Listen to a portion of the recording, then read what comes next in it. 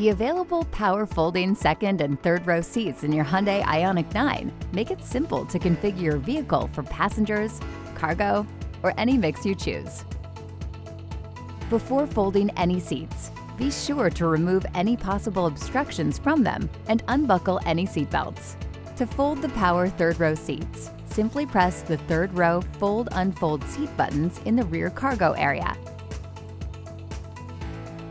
To fold the second row power captain's chairs, you can press the second row power fold-unfold buttons in the rear cargo area.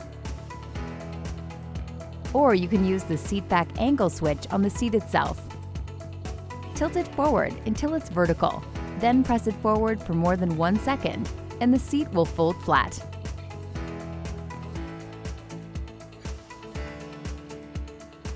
To bring the second row captain's chairs back to the upright position, you can press the same button at the rear of the cargo area.